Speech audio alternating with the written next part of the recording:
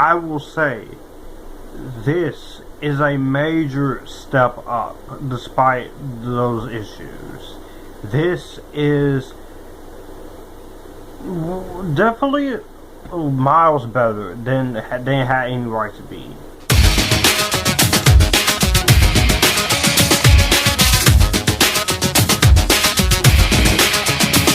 What's up, everyone? It is Epictastic Joshua here. Welcome back to the channel. My name is Joshua. I talk movies, TV, music, and anime. We're continuing my reviews of the Planet of the Apes re-reviews leading into Kingdom of the Planet of the Apes. We are now at, of course, Escape from the Planet of the Apes. And this is a third film in the series. It's a sequel to Beneath, directed by Don Taylor and written by Paul Dehn. It stars Roddy McDowall, Kim Hunter, Natalie Trundy, and Ricardo Montalban. In Escape from the Planet of the Apes, Cornelius and Zero flee back through time to 20th century Los Angeles, where they face fear and persecution. After Beneath the Planet of the Apes, this movie just came out of nowhere. Fox still wanted a sequel, and so after, despite the ending of Beneath the Planet of the Apes, which was, it was a piece of crap, Fox decided we're going to create an out from the destructive ending by having Cornelius and Zero go back in time.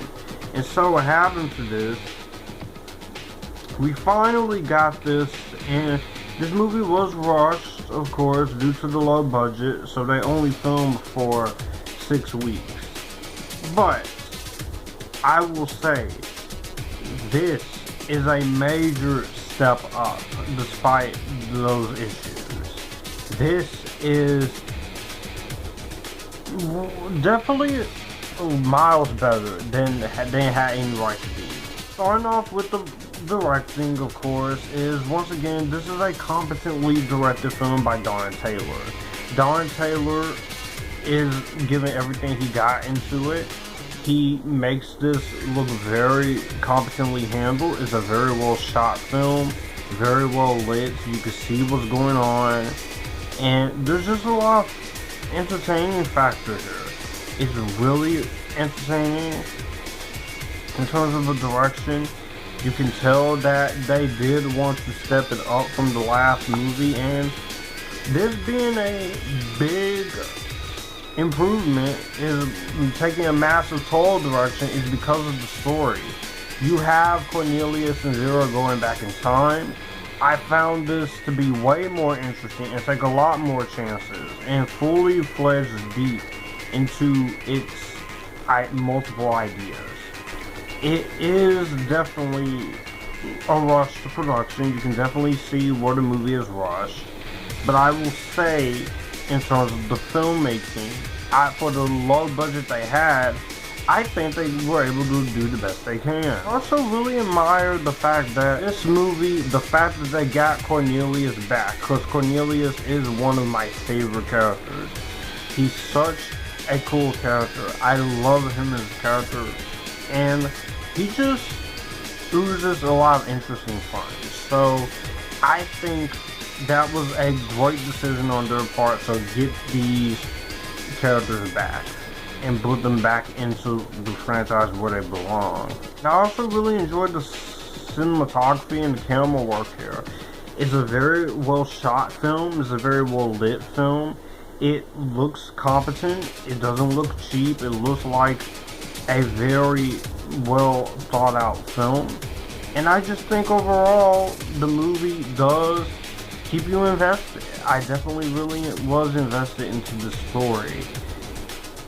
I think the makeup still looks really good for the budget they have. It looks incredible. It looks like a competent film on its own. You also can see where they did want to fix a lot of mistakes, and they do go and fix the mistakes of the last one. Not giving away any spoilers, but I will say they actually wanted to make this a much better film than the last movie. Acting wise, everyone is good. The late Roddy McDowell is still great as Cornelius. A great character. He's so awesome. You definitely see where he and Kim Hunter as Dr. Zero are struggling with this baby, of course. You have Natalie Trundy as Dr. Stephanie Braxton, Bradford Dillman. You also have Ricardo Montalban as Armando. And we have Dr. Mino, who is played by Sal Mineo. And everyone in this cast does a very solid job here.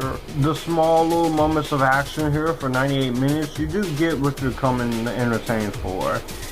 And cinematography and music and the editing is really competent. I definitely think they do a phenomenal job in terms of what they could do.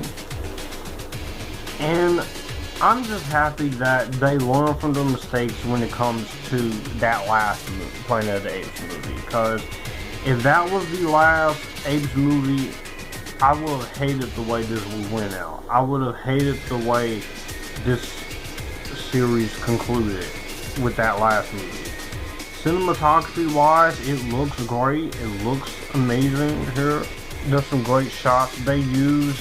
It still has the shots of the 70s, but that is to be expected when it comes to the territory. So there's not really much more they can do other than that. I will also say I really enjoyed the finale of this movie. This finale is pretty sad, but it's a really good sad, whereas interesting.